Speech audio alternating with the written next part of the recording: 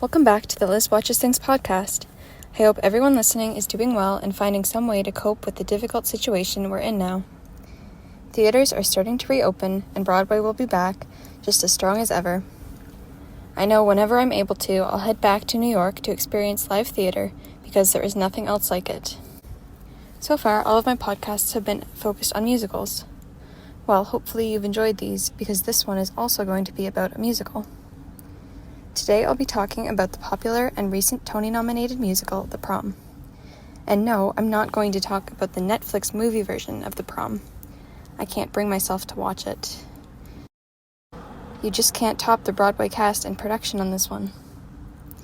In case you haven't heard of The Prom, it's, well, as you guessed it, about a prom.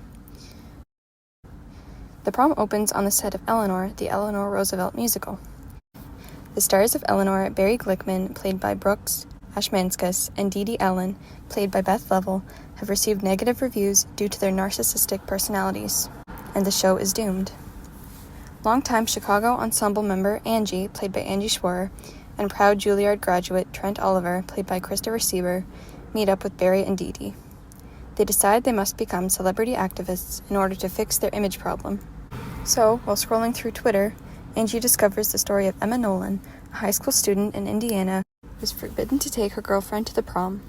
The actors decide to make Emma their cause and travel to Indiana to try to make things right. However, this is a comedy, so the actors end up making more problems while trying to help Emma. The story is kind of as much about the actors' journeys and arcs as it is about Emma, which I love. The Prom is filled with so many hilarious and genius moments. I'll just run through a handful of them now. First, the idea of 4 liberal Broadway stars heading to a conservative small town in Indiana is genius in itself. You know, the actors end up performing at a monster truck rally, complete with an ensemble and recorders to back them up. Comedy gold, right? Or when Dee Dee makes this hilarious, elaborate entrance when crashing the high school's PTA meeting. Of course, within seconds, she's belting out, "It's not about me." That's one of my favorite scenes. Everything about the scene, and Dee Dee in general, just cracks me up. Whether it's the clever lyrics filled with theater jokes, or the costumes, or the random dance break in the middle of an intense song. I mean, Dee Dee especially is just so out of place in this small town, and it's hilarious watching her struggle with the lack of upscale restaurants and things to do in Indiana. And also, I laugh whenever Trent mentions something he did or learned at Juilliard. Christopher Sieber is a genius. Where is his Tony Award?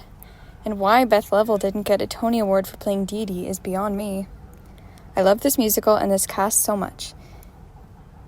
I've been listening to the soundtrack pretty much non-stop since I first discovered it last Christmas, but the songs are so addictive I can't help it. Thanks Matt and Chad for another amazing soundtrack. Again, I won't spoil too much in case you haven't seen the show, but please, if you have the opportunity to go, please watch The Prom. Did I mention that the roles of Barry, Dee Dee, Angie, and Trent were created specifically for Brooks, Beth, Angie, and Chris?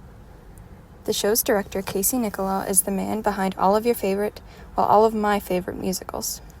His credits include Mean Girls, Aladdin, Spamalot, Elf, and The Drowsy Chaperone. So again, this is why you must experience the original Broadway cast of the show.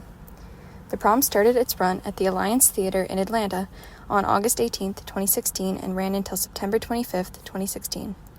The show went to the Longacre Theater on Broadway in October 2018 and closed in August the same year.